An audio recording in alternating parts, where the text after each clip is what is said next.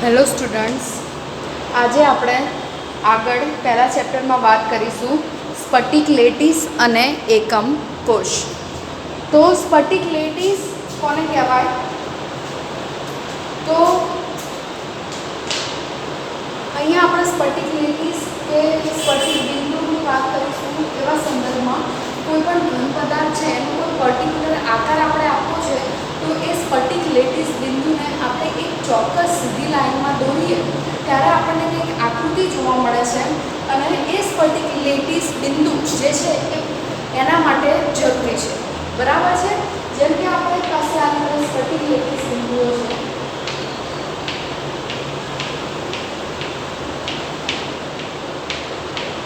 તો આ બિંદુઓને આપણે એક ચોક્કસ લાઈનમાં જોડીશું તો આપણને કંઈક ભાત અહીંયા જોવા મળશે. જેમ કે આપણા ઘરની અંદર લાદી ટાઇલ્સ લગાવેલી હોય, બરાબર, એને આપણે જોઈએ તો આપણને ત્યાં કંઈક ચોક્કસ ભાત દેખાય.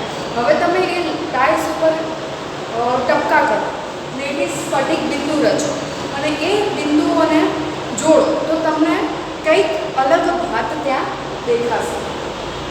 એ જ રીતે આવી પણ કંઈક ભાત હોઈ શકે લેટીસ બિંદુઓની.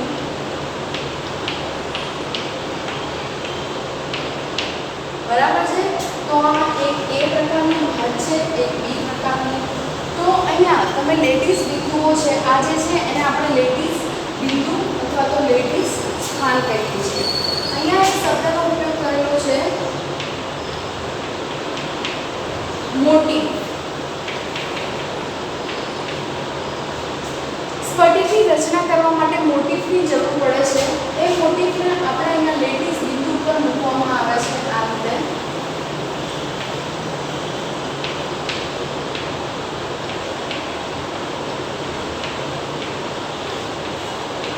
તો અહીંયા કંઈક આપણને આકૃતિ જેવું જોવા મળે છે. તો આ રીતે આપણે જ્યારે લેટીસની અંદર મોટું મૂકીએ ત્યારે આખા સ્ફટિકની એક રચના થાય છે. આને આપણે શું કહીશું? લેટીસ બિંદુ.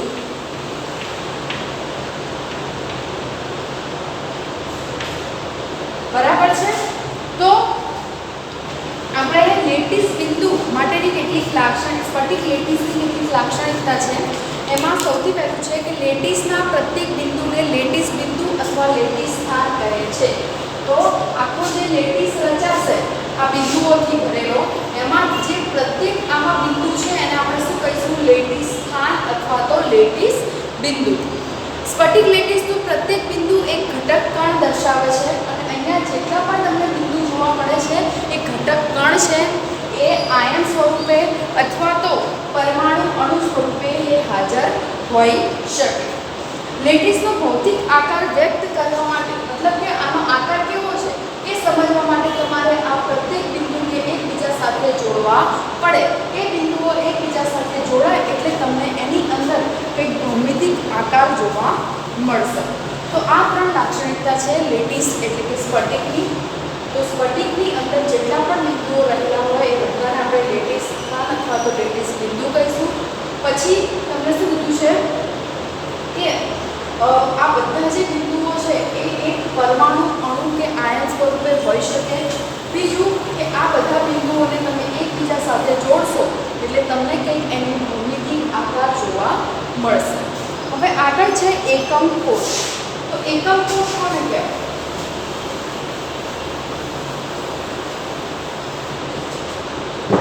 તો આપણે જોઈએ કે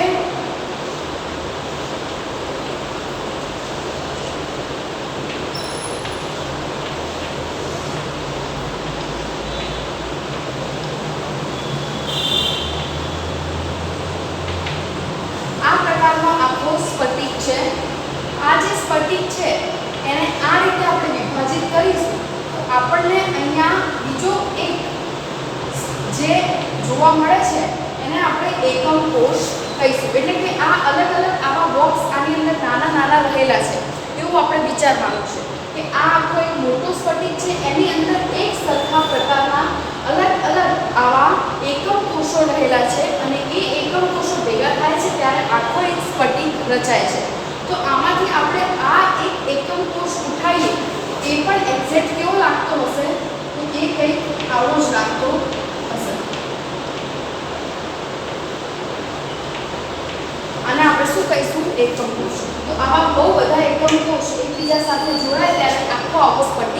બને છે। તો અહીંયા આ રીતે આવા એકમ કોષો જોડાયેલા હશે। એમાંથી આપણે એક એકમ કોષ લેવાનો છે। તો આ બધા જે છે એમાંથી આપણે આ બધા એક સરખા હશે, જેટલા પણ હશે એમાંથી આપણે કોઈ પણ એક ઉઠાવવાનો છે અને એને આપણે શું કહીશું? એકમ કોષ કહીશું। બરાબર છે? તમે આમાંથી કોઈ પણ એક આવા કોષની જે છે રચના એને અભ્યાસ કરો તો તમને ખબર પડી જાય કે આખું સ્ફટિક જે છે એ કેવો હશે। બરાબર છે? તો આને શું કહીશું? આપણે એકમ કોષ કહીશું। બરાબર છે? તો એકમ કોષની વાત કરીએ આપણે તો એકમ કોષ જે છે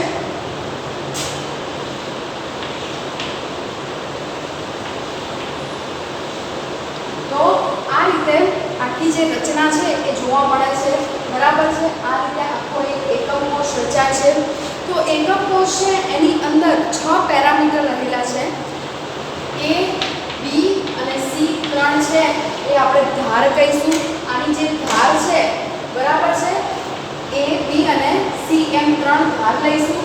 એ ધારના આધારે આપણને ખબર પડશે કે એના ધારની માપ કેવું છે અને એના આધારે આપણને સ્ફટિકની જે રચના છે એ ખબર પડશે। જેમ કે સ્ફટિકની રચના ચોરસ હોય તો A, B અને C ત્રણેયના માપ કેવા હશે? સરખા હશે। બરાબર? કારણ કે ચોરસની અંદર ચારે બાજુના માપ કેવા હોય? સરખા હશે।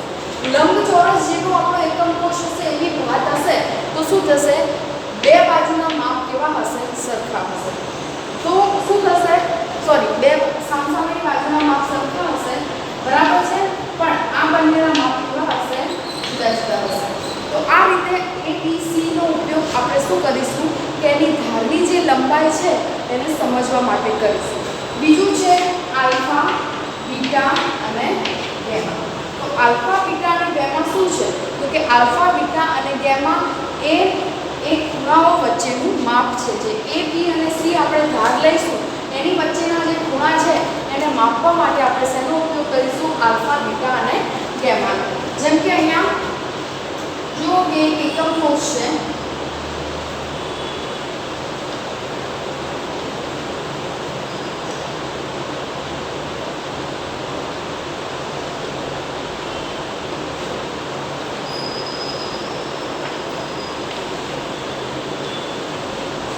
બરાબર છે? તો આ જે એકમ કોષ છે એમાં ધારો કે આપણે આ જે ધાર લીધી છે એને A, આ ધાર છે એ B અને આ ધાર છે એને શું કહીશું? C। તો આ જે ત્રણ ધાર છે એને આપણે શું નામ આપ્યું છે? A, B અને C। તો જે આપણો આલ્ફા, બીટા, ગેમા છે એ શું હશે? તો ગેમા એ B અને A વચ્ચેનું માપ લેવા માટે આપણે ગેમાનો ઉપયોગ કરીશું।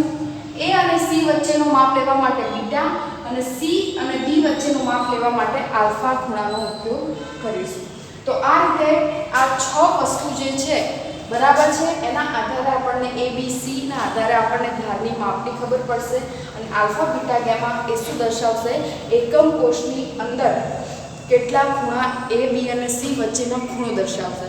તો એ ખૂણાના આધારે આપણે કોઈક એક પર્ટિક્યુલર જે ભાત બનશે આખા સ્ફટિકની એના સુધી પહોંચી શકીશું। તો આપણે ખાલી એક એકમ કોષનો જ અભ્યાસ કરવાનો છે કારણ કે એક એકમ કોષ હશે તો એના જેવા બીજા બધા એકમ કોષ એની અંદર હાજર હશે। એટલે એકનો અભ્યાસ કરીશું આપણને તો આખા સ્ફટિકની જે રચના છે એની આપણને માહિતી મળી શકે એમ છે।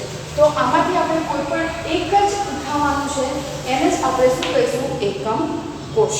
બરાબર? અહીંયા બહુ બધી એક જેવી ભાત છે પુનરાવર્તિત થતી જશે એમાંથી આપણે એક જ ભાત ઉઠાવવાની છે અને એને આપણે કહીશું એકમ કોષ। બરાબર છે? અહીંયા આદિમ અને કેન્દ્રિત એકમ કોષ આપેલા છે। એમાંથી આદિમ એકમ કોષ કોને કહેવાય?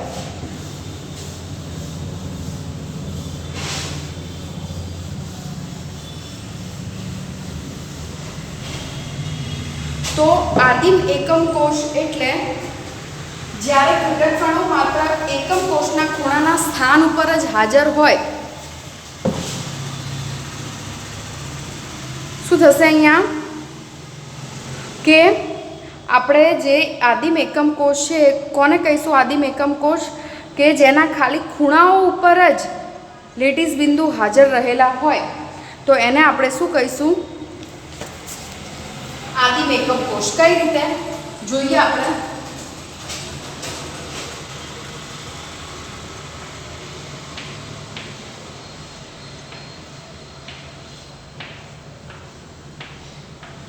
તો આ 1, આ 2, આ 3, આ 4, આ 5, 6, 7 અને 8.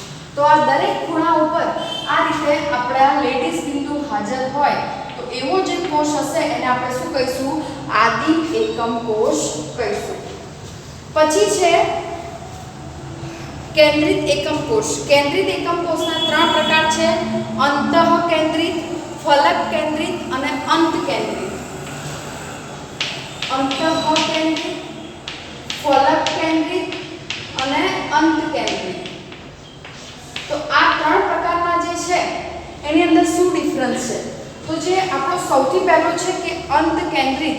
તો અંત કેન્દ્રિતની અંદર શું હશે કે ખૂણાઓ પર તો રહેલા હશે જ એકમ કોષો, એના ઉપરાંત અંતઃકેન્દ્રક એક ઘટક પણ ધરાવતો હશે. એટલે કે અહીંયા વચ્ચોવચ્ચ એક રહેલો હશે એકમ કોષ. આ રીતે એક લેટીસ બિંદુ વચ્ચોવચ્ચ રહેલું હશે તો એને શું કહીશું? અંતઃકેન્દ્રિત, એટલે અંદર, વચ્ચે. તો આ રીતે એક એકમ કોષ હશે, એની અંદર વચ્ચોવચ્ચ જો એક બિંદુ હાજર રહેલું હોય તો એને શું કહીશું આપણે? અંતઃકેન્દ્રિત. જેમ કે આ બધાને આમ જોડો અને વચ્ચોવચ્ચ જે તમને હાજર રહેલું બિંદુ દેખાય છે એને આપણે શું કહીશું? અંતઃકેન્દ્રિત. બરાબર છે. પછી બીજો છે ફલક કેન્દ્રિત. તો ફલક કેન્દ્રિત એટલે શું? જુઓ તમે, આ બોક્સ છે, બરાબર છે. હવે આ બોક્સ છે એની કેટલી બાજુઓ છે? 1, 2, 1 અને 2, બરાબર. 3 અને 4, 5 અને 6. 6 ફલક છે એની અંદર. તો આ જે બાજુઓ છે એને આપણે શું કહીશું? ફલક કહીશું. બરાબર છે. તો ફલક કેન્દ્રિતની અંદર શું હશે કે આ બધા ખૂણાઓ ઉપર તો એક એક હશે જ, બરાબર છે. પણ આ દરેક ફલકની અંદર પણ સામસામેની બાજુએ ત્યાં બિંદુઓ રહેલા હશે. તો એવું જે છે એને શું કહીશું આપણે? ફલક કેન્દ્રિત કહીશું. તો ફલક કેન્દ્રિતની અંદર શું થશે કે દરેક ફલકની અંદર આપણને એક એક બિંદુ જોવા મળશે. તો આ એક ફલક, આ બીજું, આ ત્રીજું, આ ચોથું અને આ પાંચમું. તો દરેક ફલકની અંદર એક એક બિંદુ જોવા મળશે. એટલે ટોટલ ફલક કેન્દ્રિતની અંદર કેટલા હશે? બિંદુ 14 બિંદુઓ હશે. બરાબર છે. જ્યારે અંતની અંદર 9 હશે, બરાબર છે. અને આદિની અંદર 8 હશે. અને બીજું આપણે વાત કરીએ કે અંત કેન્દ્રિત એટલે કે છેડા ઉપર, તો શું હશે? છેડાની અંદર કઈ રીતનું હશે? આ રીતનું. તો જુઓ, અંત કેન્દ્રિતની અંદર શું થશે કે કોર્નર ઉપર તો હશે જ આ રીતે, પણ અહીંયા પણ તમને જોવા મળશે. બરાબર છે. તો આ રીતે 8 ટોટલ, આ અને 9 અને 10. તો એ રીતે અહીંયા સામસામેના ફલકની અંદર તમને આ રીતે લેટીસ બિંદુ જોવા મળશે. તો આ પ્રમાણે થશે અંતઃકેન્દ્રિતની અંદર. અંતઃકેન્દ્રિત એટલે આ, અંત કેન્દ્રિત એટલે આ, અને ફલક કેન્દ્રિત એટલે ફલકની અંદર તમને સામસામેના ફલકની અંદર જોવા મળશે. તો એ રીતે આ 3 પ્રકારના તમને કેન્દ્રિત એકમ કોષ જોવા મળે છે. એક છે આદિમ એકમ કોષ, એની અંદર દરેક ખૂણા ઉપર એક બિંદુ રહેલું હશે. પછી છે અંતઃ, એની અંદર આ રીતે વચ્ચોવચ્ચ એક બિંદુ રહેલું હશે. પછી છે ફલક, કે દરેક ફલકની અંદર એક બિંદુ રહેલું હશે.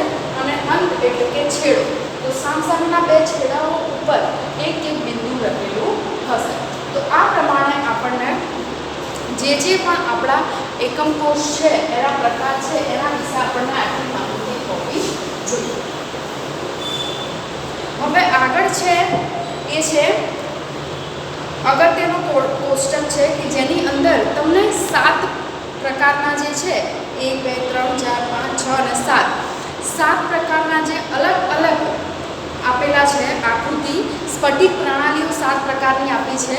એ સ્ફટિક પ્રણાલીઓની અંદર ABC એટલે કે ધાર જે છે એ, ખૂણા છે એ બધી વસ્તુઓ જે છે એના માપના આધારે 7 પ્રણાલીઓ બનાવવામાં આવેલી છે. અને એ જે 7 પ્રણાલીઓ છે એની અંદર ABC આલ્ફા બીટા ગેમા એ કઈ રીતના છે એની આપણે વાત કરવાની છે. તો અહીંયા જુઓ તો સમઘનીય, ચતુષ્કોણીય, ઓર્થોરોમ્બિક, ષટકોણીય, રોમ્બોહેડ્રલ, મોનોક્લિનિક અને ટ્રાયક્લિનિક એમ આ તમને 7 પ્રકાર આપેલા છે સ્ફટિક પ્રણાલીના. તો તમે એની અંદર જોશો કે ABC એ તમને આપેલું છે એ શું છે, ધારની લંબાઈ છે, અને આલ્ફા બીટા ગેમા જે છે એ અક્ષીય ખૂણા છે. એ ઉપરાંત તમને તમારી બુકની અંદર શક્ય વિચલન અને એના કેટલાક ઉદાહરણો આપેલા છે. પણ અહીંયા સૌથી અગત્યનું છે આપણે ABC અને આલ્ફા બીટા ગેમા, બરાબર છે. તો એ આપણે એ કઈ રીતે સમજ પડશે કે સમઘન્યની અંદર ABC ત્રણેયની માપ સરખું હશે અને આલ્ફા બીટા ગેમા 90 હશે. તો એ ખબર પડશે એની આકૃતિ ઉપરથી, એની જે ભૌમિતિક રચના છે એના ઉપરથી. તમને આકૃતિ 1.11ની અંદર દરેકની રચના આપેલી છે. તો સૌથી પહેલાં આપણે જો સમઘન્યની વાત કરીએ તો સમઘન્ય એના નામમાં જ છે કે જેની બધી બાજુ સરખી હોય. સમઘન કોને કહેવાય કે જેની બધી બાજુ સરખી હોય અને સમઘન કહેવાય. એટલે એક ચોરસ હશે આ રીતનું, બરાબર છે. તો આ જે છે સમઘન, એની દરેક બાજુના માપ કેવા છે, સરખા, બરાબર છે. આને આપણે શું કહીશું, સમઘન કહીશું, બરાબર છે. તો આની અંદર આપણે ABC જેની બધી બાજુના માપ સરખા છે, તો તમે ગમે ત્યાં અહીંયા ABC લેશો તો એની દરેક બાજુના માપ કેવા મળવાના છે, તમને સરખા. એનો મતલબ કે અહીંયા ધારની લંબાઈ ABC, કારણ કે ચોરસની અંદર કે સમઘનની અંદર બધી બાજુઓના માપ કેવા હોય, સરખા. એટલા માટે A બરાબર B બરાબર C, એટલે કે અહીંયા દરેક બાજુના માપ કેવા હશે, સરખા હશે. બીજું, ચોરસની અંદર ખૂણાનું માપ પણ કેવું હશે, દરેક ખૂણા કેટલાનો હશે, કાટકોણ હશે. ચોરસની અંદર દરેક ખૂણો કાટકોણ હશે સમઘનની અંદર. એટલા માટે તમે ગમે ત્યાં આલ્ફા બીટા ગેમા લેશો તો આલ્ફા બીટા ગેમા તમારી કેટલાનો થશે, 90નો થશે. હવે ચતુષ્કોણીયની અંદર જે તમારી ઘાત છે એ લંબચોરસમાં છે. તો અહીંયા સામસામેની બાજુ સરખી હશે પણ બાજુની બાજુ જે હશે એ સરખી હશે નહીં. સામસામેની હશે પણ પાસપાસેની બાજુઓ સરખી હશે નહીં. તો અહીંયા ધારો કે હું એક ઉપર A લઉં, એક ઉપર B લઉં, એક ઉપર C લઈશ તો બે બાજુ સરખી થશે પણ એક બાજુ સરખી થશે નહીં. જોઈએ અહીંયા તો આ રીતે આપણો જે લંબચોરસ હશે,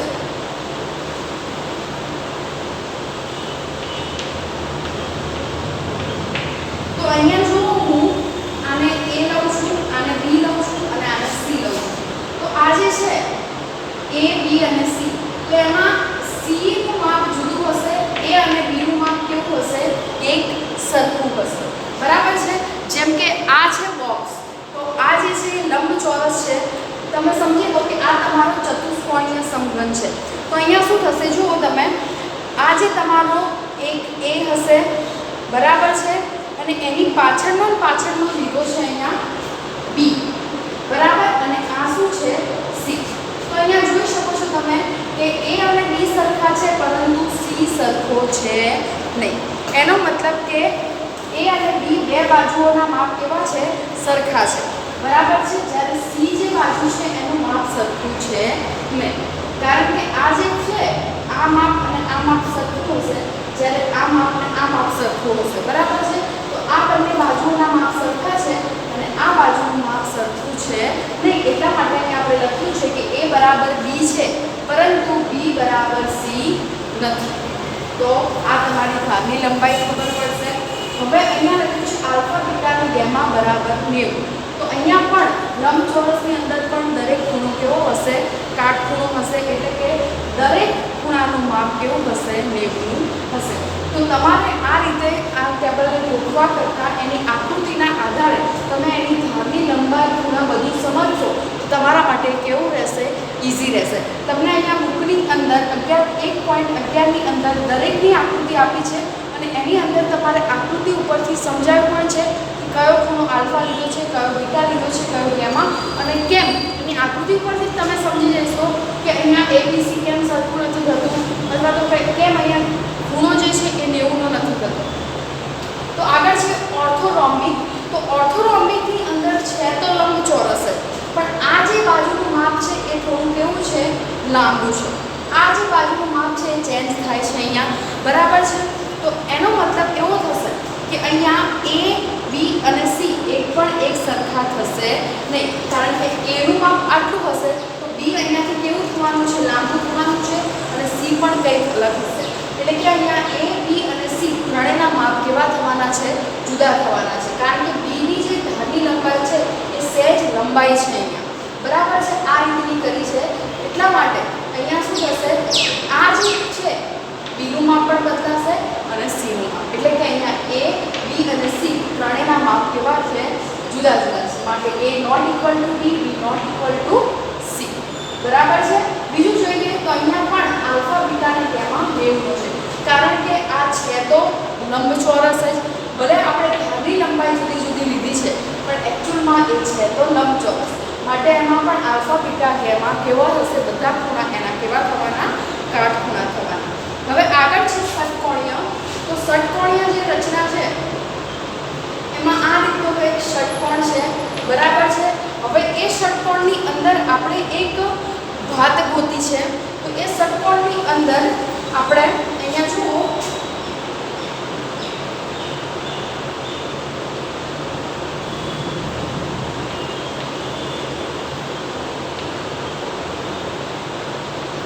આ રીતનો એક આપણે લંબચોરસ ગોત્યો છે એની અંદર, બરાબર છે।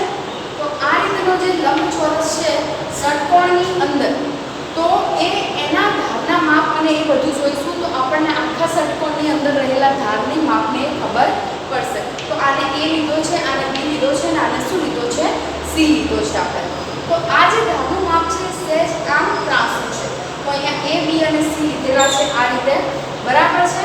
તો આ લીધો છે આલ્ફા, આ લીધો છે બીટા અને આ જે લીધો છે કેવો લીધો છે, ગામા। તો અહીંયા આલ્ફા બીટા અને ગામા આ રીતે લીધેલા છે આપણે। તો અહીંયા આપણે જોઈશું ષટકોણીયની અંદર, તો અહીંયા એ અને બી નું માપ કેવું છે, સરખું છે, પરંતુ સી નું માપ સરખું છે નહીં, એટલે અહીંયા તમે જોઈ શકશો આ એક લંબચોરસ જેવું છે, આપણે જેમ અહીંયા ચતુષ્કોણીયમાં હતું એવું કે જ્યાં એ અને બી ના માપ સરખા હતા પણ સી નું હતું નહીં, તો અહીંયા પણ એક જાતનું લંબચોરસ જ છે જ્યાં એ અને બી ના માપ સરખા છે પરંતુ સી નું માપ સરખું છે નહીં।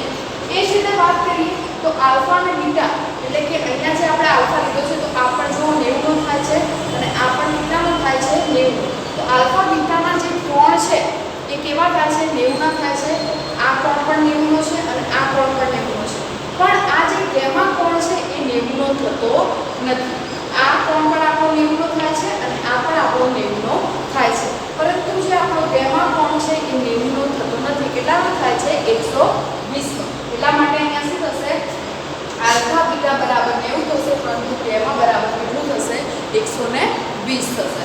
તો આ રીતે તમે આકૃતિ ઉપરથી એની ધારની લંબાઈ, એના કોણ જે છે એની વાત કરી શકો છો। હવે જે તમારો છે રોમ્બોહેડ્રન અથવા એને ત્રિકોણીય પણ કહેવામાં આવે છે, કારણ કે એ જે ચોરસ બને છે એ કેવો બને છે, આમ બે ત્રિકોણ જાણે ભેગા કર્યા હોય એ પ્રકારનો એનો જે ચોરસ છે એ કંઈક બને છે, આ રીતના જાણે બે ત્રિકોણ ભેગા કર્યા હોય એ રીતનું છે, અને એની આખી જે છે આકૃતિ એ કેવી છે, ત્રાંસી છે।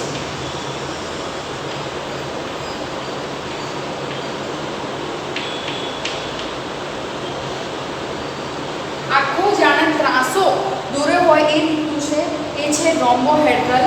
એની અંદર જો આપણે વાત કરીએ તો રોમ્બોહેડ્રલની અંદર એ બી અને સી ત્રણ માપ લીધા છે, તો અહીંયા જે બી માપ છે એ અહીંયા થોડું આમ વધારે છે, તો એ જે બી માપ છે બરાબર છે એ થોડું વધારે છે, માટે અહીંયા શું થાય છે, એ બી અને સી ત્રણેયના માપ કેવા થાય છે, એક સરખા થાય છે, પરંતુ આપણે આલ્ફા બીટા ગામાની વાત કરીએ તો અહીંયા ના આલ્ફા ના બીટા ના ગામા એક પણ ખૂણો અહીંયા કાટખૂણો થતો નથી, માટે રોમ્બોહેડ્રલની અંદર આલ્ફા બીટા ગામા ત્રણેય એક સરખા તો છે પરંતુ 90 ના નથી, એ ત્રણેય ખૂણાનું માપ એક સરખું છે પણ 90 નથી। સમજો છો તમે કે આલ્ફા બીટા ગામા ત્રણેય ખૂણાના માપ સરખા છે પરંતુ 90 નું માપ નથી, મતલબ કે એક એક ખૂણા કાટખૂણા છે નહીં। તો રોમ્બોહેડ્રલની અંદર ધારના માપ સરખા હશે, ખૂણા પણ સરખા છે પરંતુ એક એક ખૂણો કાટખૂણો છે નહીં। હવે વાત કરીએ મોનોક્લિનિકની, તો મોનોક્લિનિકની અગર આપણે વાત કરીએ તો એ પણ આ ટાઈપનો એક લંબચોરસ છે, પરંતુ આ ધારની જે માપ છે એની અંદર એ ચેન્જ છે, બરાબર છે। આ ધારને આપણે એની અંદર સી લીધી છે અને આ ધારને આપણે બી લીધી છે, બરાબર છે। તો અહીંયા એ સી અને બી મોનોક્લિનિકની અંદર, તો મોનોક્લિનિકની અંદર તમે જોશો તો તમને ખબર પડશે કે અહીંયા એ બી કે સી ત્રણમાંથી એક પણ સરખું છે નહીં। આ સી નું માપ પણ અલગ છે, બી નું માપ પણ અલગ છે, એ નું પણ અલગ છે, એટલે કે અહીંયા A not equal to B not equal to C થશે। અહીંયા આલ્ફા અને ગેમા 90 નો થશે, પરંતુ ઉપર જે આપણે અહીંયા બીટા કોણ લીધો છે એ 90 નો થશે નહીં। આ કાટખૂણો થશે અને આ પણ કાટખૂણો થશે, પણ આ કાટખૂણો થશે નહીં, બરાબર છે। તો આ રીતે આપણે એની આકૃતિના આધારે દરેક જે છે એની જે માહિતી છે એ મેળવી શકીએ છીએ। આગળ આપ્યો છે ટ્રાયક્લિનિક, એની અંદર જે લંબચોરસ છે એને ત્રાસો બતાવ્યો છે। તો એ ત્રાસો જે લંબચોરસ છે એની અંદર એ દરેકના માપ કેવા છે, જુદા જુદા। એ બી અને સી ત્રણે કેવા છે, ધારની લંબાઈ જુદી જુદી છે એમની, અને એમનો એક પણ ખૂણો કાટખૂણો છે નહીં, અને એમ કાટખૂણો પણ નથી, અને ત્રણેય ખૂણાના માપ પણ એક સરખા છે નહીં। માટે અહીંયા લખ્યું છે alpha not equal to beta not equal to gamma not equal to, મતલબ કે એ ત્રણેયના ખૂણાના માપ પણ જુદા જુદા છે અને ત્રણમાંથી એક પણ ખૂણો કાટખૂણો છે નહીં। તો આમાં તમારે આ બધી વસ્તુ આના એમસીક્યુ પૂછાવાની પોસિબિલિટી વધારે હોય છે। આમાં પૂછાતું હોય છે કે ભાઈ ધારની લંબાઈ અને કાટખૂણો, તમને કીધું હોય કે ભાઈ રોમ્બોહેડ્રનની અંદર ધારની લંબાઈ અને કાટખૂણો લખો, તો તમારે એ રીતે એનો જે કાટખૂણો છે એ લખવાનો થતો હોય છે। તો આ બધી વસ્તુ એ ખૂબ જ અગત્યની છે, બરાબર છે। આની અંદર તમારે દરેકના શક્ય વિચલન અને ઉદાહરણ સાથે આ જે કોષ્ટક છે આખો એને પ્રિપેર કરવાનો રહેશે। ક્લિયર?